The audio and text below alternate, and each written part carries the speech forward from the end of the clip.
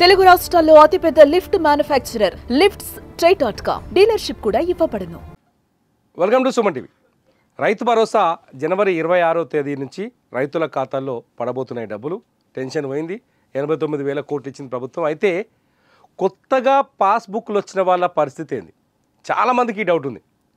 కొత్తగా పాస్బుక్లు వచ్చినాయి, నిన్నమన్నే భూములు కొనుక్కున్నారు, పాస్ పుస్తకాలు వచ్చినాయి, మరి వాళ్ళేమో రైతు భరోసాకు అప్లై చేసుకోలేదు. గతంలో అంటే కేసీఆర్ ప్రభుత్వం ఉన్నప్పుడు రైతు బంధు కింద అప్పుడెప్పుడు అప్లై చేసుకున్నారు, వాళ్ళకి పైసలు పడుతూ వచ్చినాయి. మరి భూమి బదలాయింపు అయిపోయింది, కొత్తగా కొనుగోలు చేశారు. ఈ కొత్తగా భూములు కొనుగోలు చేసుకొని పాస్ పుస్తకాలకు రైతు భరోసా పడుతుందా పడదా? చాలామందిలో ఈ డౌట్ ఉంది. చాలా స్పష్టంగా గవర్నమెంట్ ఒక వెసులుబాటును కల్పించింది. వీళ్ళు టెన్షన్ పడాల్సిన అవసరం లేదు. వీళ్లకు కూడా కొత్తగా పాస్ పుస్తకాలు వచ్చిన వాళ్ళకి కూడా ఈ పంటకే రైతు భరోసా ఇవ్వడానికి ప్రభుత్వం స్పష్టంగా నిర్ణయం తీసుకుంది. అయితే వాళ్ళు ఏం చేయాలి? ఇప్పటికే గవర్నమెంట్ చాలా స్పష్టంగా, అంటే ఇది కొత్తగా పాస్బుక్ వచ్చిన వాళ్ళు ఎవరికి ఇస్తారో తెలుసా? ఏ లోపు పాస్బుక్ వచ్చి ఉండాలి? జనవరి 1వ తారీఖు లోపు, జనవరి 1వ తారీఖుకు ముందు ఎవరికైతే పాస్ పుస్తకాలు వచ్చినాయో వాళ్లకు మాత్రమే ఈ పంటకి రైతు భరోసా అందుతుంది. మిగతా వాళ్ళకి వచ్చే పంటకి కన్ఫర్మ్. జనవరి 1వ తారీఖు లోపు ఎవరికైతే పాస్ పుస్తకాలు అందుతాయో వాళ్ళకే ఈసారి రైతు భరోసా అందుతుంది. రెగ్యులర్గా పాత వాళ్ళు ఎవరైతే ఉన్నారో, అంటే గతంలో రైతు బంధు తీసుకుంటున్న వాళ్ళు ఎవరైతే ఉన్నారో వాళ్ళ డేటా యాజ్ టీజ్ రైతు భరోసాకు వస్తుంది. రైతు భరోసా నుంచి వాళ్ళకు పాత వాళ్ళకి అందరికీ పడుతుంది. కొత్త వాళ్ళకు మాత్రం, భూమి బదలాయించిన వాళ్ళకు మాత్రం, కొత్తగా పాస్ పుస్తకం తీసుకున్న వాళ్ళకి జనవరి 1వ తారీఖు లోపు పాస్ పుస్తకాలు వచ్చిన వాళ్ళకి మాత్రమే రైతు భరోసా పడుతుంది. ఇది క్లియర్గా గుర్తుపెట్టుకోండి, కన్ఫ్యూజ్ కాకండి. రెండోది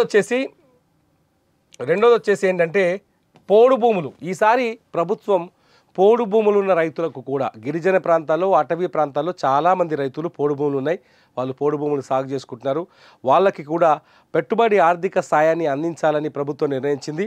పోడు భూములు ఉన్న రైతులకు కూడా ఈసారి వాళ్ళ వివరాలు నమోదు చేసుకుంటే రైతు భరోసాలో వాళ్ళకి కూడా ఈ పంటకు పెట్టుబడి సాయం అందుతుంది. ఎకరానికి 6,000 చొప్పున. సో కన్ఫ్యూజ్ కావాల్సిన అవసరం లేదు. పోడు భూములు ఉన్న వాళ్ళకి కూడా రైతు భరోసా అందుతుంది. అయితే ఈ పోడు భూములు ఉన్న వాళ్ళు కావచ్చు, కొత్తగా సాగు పాస్ పుస్తకాలు వచ్చిన వాళ్ళు కావచ్చు, గతంలో రైతు భరోసా రావడానికి అన్ని అవకాశాలున్నా, రైతు భరోసాకి అన్ని అర్హతలు ఉన్నప్పటికీ కూడా చాలామందికి ఈ రైతు భరోసా రాలేదు. చాలామందికి రాలేదు. ఎందుకంటే వాళ్ళు డీటెయిల్స్ నమోదు చేసుకోకపోవడం వల్ల రైతు బంధు మిస్ అయింది. ఇప్పుడు రైతు భరోసా కూడా మిస్ అయ్యే అవకాశం ఉంది. అయితే మీకు కూడా ఈ పంట నుంచి రైతు భరోసా తీసుకోవాలి అనుకుంటే మీరు వెంటనే మీ గ్రామీణ ప్రాంతంలో ఉన్న, లేకపోతే మీ మండల పరిధిలో ఉన్న అగ్రికల్చర్ ఎక్స్టెన్షన్ ఆఫీసర్స్, ఏఈఓలు ఉన్నారు కదా, వీళ్ళ దగ్గరికి వెళ్ళండి. ఇప్పటికే వాళ్ళకి రైతు భరోసా సైట్ని క్రియేట్ చేసి ప్రభుత్వం వాళ్ళకి యాక్సెస్ కూడా ఇచ్చింది. వాళ్ళ దగ్గరికి వెళ్ళి మీరు మీ భూమి వివరాలు, పాన్ కార్డు, లేకపోతే ఆధార్ కార్డు, పాస్ పుస్తకం, బ్యాంక్ అకౌంట్ నెంబర్, మీ బ్యాంక్ అకౌంట్ నెంబర్ తీసుకోండి, మీ పాస్ పుస్తకం తీసుకోండి. నేను ఒకసారి రాసి చూపిస్తా. 3 చాలా స్పష్టంగా ఉండాలి. 1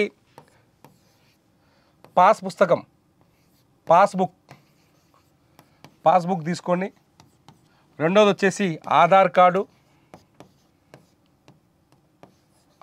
కార్డు. మూడోది వచ్చేసి బ్యాంక్ అకౌంట్ నెంబర్.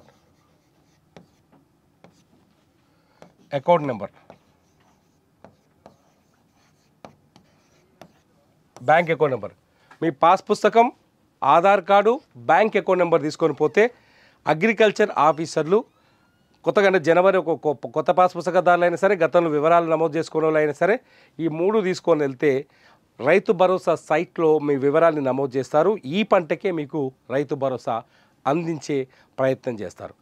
ఇకపోతే చాలామందికి గతంలో మిస్టేక్స్ ఉండేటివి. ఫోన్ నెంబర్ ఒకటి ఉండేది, బ్యాంక్ అకౌంట్ నెంబర్ ఒకటి ఉండేది, నాయన పేరు మీద భూమి ఉండేది, ఫోన్ నెంబర్, బ్యాంక్ అకౌంట్ ఉన్న ఫోన్ నెంబర్ ఏమో కొడుకు పేరుతో ఉండేది. ఇట్లా కన్ఫ్యూజన్స్ చాలా ఉన్నాయి. భార్య పేరు మీదనేమో భూమి ఉంటుంది, ఫోన్ నెంబర్ భర్తది ఉంటుంది. ఎందుకంటే బ్యాంక్ అకౌంట్ నెంబర్లో భర్త ఫోన్ నెంబర్ పెట్టుంటారు. ఇట్లాంటి కన్ఫ్యూజన్స్ చాలా ఉంటాయి. ఈ కన్ఫ్యూజన్స్ ఉన్న వాళ్ళు ఇబ్బందులు పడుతూ ఉన్నారు. గత రైతు బంధు నుంచి పడ్డారు, రైతు భరోసా నుంచి పడ్డారు. మొన్న రుణమాఫీ జరిగినప్పుడు చాలామంది ఇట్లాంటి కన్ఫ్యూజన్లో ఉన్నారు. ఇటువంటి వాళ్ళందరూ ఇప్పుడు వెళ్ళి మీ రైతు భరోసా ఏఈఓ దగ్గరికి వెళ్తే ఆ ఏఈఓ ఏం చేస్తారంటే మీ డీటెయిల్స్ తప్పుగా ఉన్న వ్యవహారాలన్నింటినీ రీకరెక్ట్ చేస్తాడు. ఏఈఓ దగ్గర పోండి, మీ పాత వివరాల్లో మార్పులు ఏమైనా ఉంటే చేయించుకోండి, వాళ్ళ వివరాలను కూడా మార్చడానికి సిద్ధంగా ఉన్నారు. సో వెంటనే వెళ్ళి మీ ఏఈఓని కలిస్తే ఇవాళ కావచ్చు, లేకపోతే రేపు సోమవారం కావచ్చు, ఎందుకంటే సోమవారం నుంచి ఎకరం ఉన్న వాళ్ళకే పడతాయని చెప్తున్నారు. కాబట్టి వెళ్ళి ఏఈఓల దగ్గరికి వెళ్ళి మీ డీటెయిల్స్ కూడా మార్చుకునే అవకాశం ఉంది. సో కన్ఫ్యూజ్ కావాల్సిన పని లేదు. ప్రతిదానికి అగ్రికల్చర్ ఆఫీసర్లు ఉన్నారు మీ దగ్గర, లేకపోతే మండల స్థాయి అధికారులు ఉన్నారు, వాళ్ళు మీ ప్రాబ్లమ్స్ని సాల్వ్ చేయడానికి రెడీగా ఉన్నారు. రైతు భరోసాకి మీరు పూర్తి అర్హత కలిగి ఉంటే, మీ భూమి నిజంగానే సాగుకు యోగ్యమైన భూమి అయితే ఖచ్చితంగా మీ అకౌంట్లో 26వ తేదీ అంటే సోమవారం నుంచి 27వ తేదీ నుంచి డబ్బులు పడతాయి. మళ్ళీ చెప్తున్న ఇలా చాలా క్లియర్ గుర్తుపెట్టుకొని 26 నాడు ఎకరం భూమి ఉన్న వాళ్ళకే పడతాయని చెప్తుంది గవర్నమెంటు. ఫస్ట్ ఎకరం భూమి ఉన్న వాళ్ళకి పడుతుంది 26 తారీఖు నాడు. 26 తారీఖు నాడు మొదట ఎకరం దానికి లోపున్న భూములలోకి పడే అవకాశం ఉంది. ఆ తర్వాత 15 రోజులు అట్లా ఒక 15 రోజుల పాటు ఈ 15 చిన్న చిన్న సమస్యలన్నీ క్లియర్ చేసుకుంటూ ఈ 15 రోజుల్లో మొత్తం పూర్తి స్థాయిలో రైతులకు సాగుకు యోగ్యమైన 1,49,00,000 ఎకరాలకి రైతు భరోసాని అందించడానికి ప్రభుత్వం ఏర్పాట్లు చేసుకుంది. So don't worry. ఆ తర్వాత ఎవరైనా అంటే ఇప్పటికే డిజిటల్ బ్లాకింగ్ పూర్తయింది, గ్రామీణ ప్రాంతాల్లో సాగుకు యోగ్యమైన భూములు లెక్కలు తేల్చిరు. ఆ లెక్కలు తేల్చిన భూమికే రైతు భరోసా అందుతుంది.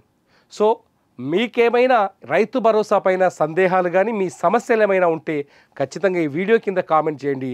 మీ సమస్యని ఎక్స్పోజ్ చేస్తూ దానికి వివరణని తీసుకునే ప్రయత్నం చేస్తూ దానిపైన స్పష్టత ఇవ్వడానికి ఇస్తూ నేను మరో వీడియో చేయడానికి రెడీగా ఉన్నా. అప్పటి వరకు చూస్తూనే ఉండండి సుమన్ టీవీ.